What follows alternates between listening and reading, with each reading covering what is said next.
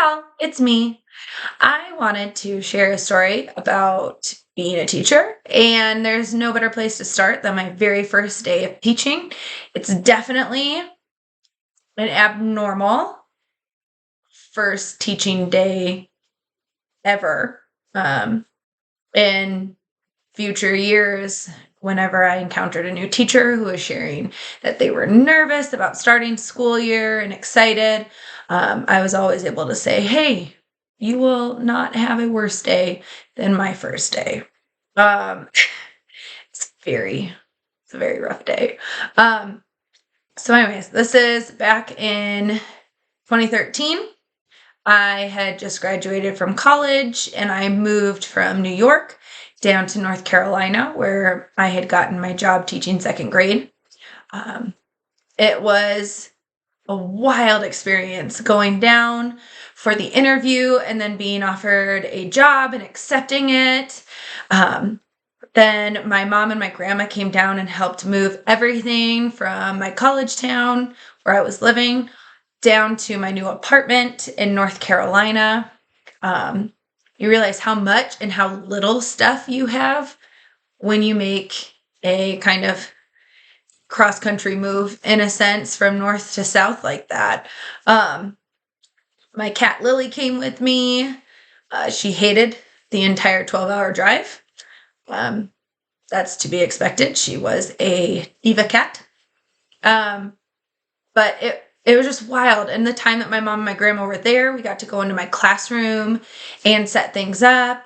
We were able to paint a lot of the furniture that it was like plywood put together and made into shelves. There was a lot of that. So the three of us really went to work. We painted green and blue and purple all over everything. That just to give it a little bit oomph, something that the kids could come in and feel excited about being in a classroom that was cared for. Um, so we did all that, and that took a couple weeks getting everything going, setting up the boards. Um, I created these really cute little stencil owls with scrapbook paper. Um, I was really into doing things like that, and I was just so excited to put kids' names on there and then put it on the doors so they knew where to go for the first day of school. I was so excited. I had the first day planned out. We were going to do a tour as big second graders because I was in the back building where K1-2 was. And so we were like the leaders of the back building was how I was going. Like, you guys are the big kids back here. Like, you need to walk around and see it. Like, you are so much more responsible than you were in first grade because you are the big kids now. I was ready to go. So I don't think I slept the night before the first day of school. I'm pretty certain this was during my I never sleep anyways phase, which lasted like childhood through 4 years ago, maybe. Um, but I was so ready and so excited, had so much to bring and everything. Just, I knew it had to be absolutely perfect. Got up super early, showered, shaved, did my hair, picked out the perfect first day outfit. I had these wedge heels that I was going to wear. So when it was time to leave my apartment, I was on a second floor and I thought, you know what? Walk down barefoot because you don't want to risk falling down the stairs carrying your like 3 bags of stuff. Don't know why I needed 3 bags, but had to take everything home apparently and then back to school daily during this phase of my teaching career. So I took off my shoes and I was carrying those down the stairs and I got down the first little set perfectly fine. And then on the landing, there's a step down before the other half of the stairs. Well, on that landing at 5 in the morning, I fell hard. And luckily, I didn't go through the wall because that was really my concern. And I didn't terrify the neighbors who were living there attached to that wall.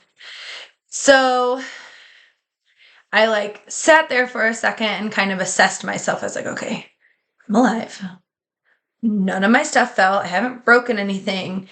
And then I started feeling the pain coming from my foot. It grew really fast into a very intense pain. And I just thought, you know what, let me just get to the car. If I can get to the car, I can be okay. I'll make it. I'll, figure it out.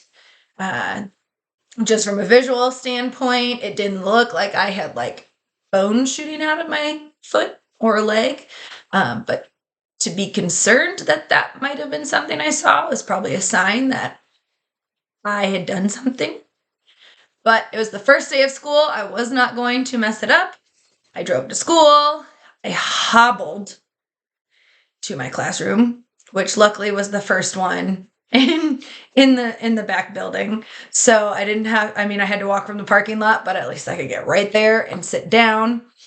Cried a little, but refused to let this stop me because it was my very first day of school. No one calls in sick on the first day of school. Like, that doesn't happen. And I was not going to allow that to happen to me. So I get ready as I can without moving too much around the room because it hurt so much to move and put any weight on my foot. So students came in and I greeted them at the door just like I imagined, and I welcomed them all in. We sat at the carpet. I read a story to them. We got the day started, some get to know you activities, and then we came to the kind of tour of the school as our second grade selves. And I, hindsight, should have just canceled that part because it was walking around the entire school and I didn't have any other shoes but my heels to wear. So I had to wear these heels while we took a tour around the school. At that point, I had let my students know that, hey, I fell today and I hurt my foot. And so can we walk slowly? Like, we can be second graders and we can be experts here, but like, can we walk slowly because my foot hurts a little bit? And they were so kind. They were so friendly and helpful, and they just wanted to be seen by me. And it was great. It was a great experience, minus the intense pain. So we did the tour, and at that point, I realized I was done for the day. We still had lunch and recess, and I don't think we had specials in the afternoon. Maybe we did. I don't know, but I knew I still had a lot of walking around to do. And so we did lunch and recess, and finally in the afternoon, I told the kids, I was like, listen, kids, I don't think I can get up out of this chair the rest of the day. Can you please be helpers? And they were great. They were like, yes, we'll help you, Miss Emily. We cannot wait to help you as much as we can. We're so sorry that you're hurting. And that's kind of how the second half of the day went. Finally, we got towards the end of the day where I was going to have to walk all of my students outside. And the prospect of that brought me to tears because I didn't know how to walk out to where the buses were. Luckily, my principal came to check on me that afternoon, and I went to her, and I'm pretty sure I did start crying, and I was just like, I can't walk them out. I hurt so much. I fell down the stairs. I'm so sorry. I don't know what to do. She like jumped into action mode right away. She went and got my car, pulled it up as close to the building as possible. She was like, don't you worry. We will take the kids for this like, we only had like 10, 15 minutes left of the day. But she was like, you're going to go and get an x-ray. You're going to go to urgent care right now. You do not stay here. Get to the car and we'll let your kids go today. And as I collected my things and left the classroom, my kids were like, you were a great teacher, Miss Emily. We're really going to miss you. I think they thought I was dying a little bit. I didn't know if they knew I'd be coming back next day. But yeah, so I hobbled out to my car and I drove to urgent care and I could not get from where the parking lot was to the building. Luckily, this kind old man found or well saw me and then brought out a wheelchair and helped me find the right place to go. Um, which was super, super kind. Uh, turns out I didn't even have it wasn't really a fracture or anything. It was like a fracture is a crack in the bone, right? I'm pretty sure that's what it is. And it was they were saying like, well, you're close to a fracture, but it wasn't a fracture, which I don't understand medicine and science enough and anatomy enough to share more knowledge on that. It wasn't a fracture, it wasn't a break, but it was very unpleasant. So they basically just gave me like an ace bandage to wrap around and sent me on my way.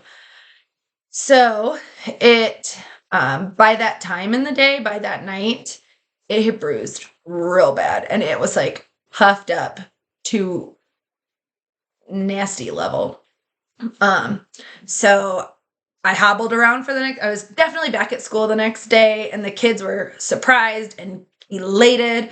And we all had a great first day story the day that Miss Emily killed her foot. Um, so yeah, that is how my very first day of my teaching career went. And that is why I could confidently tell any new teacher that, hey, you will not have a worse day for your first day than I did. So take that, give yourself grace, and enjoy the day. Um, so I hope you enjoyed that story.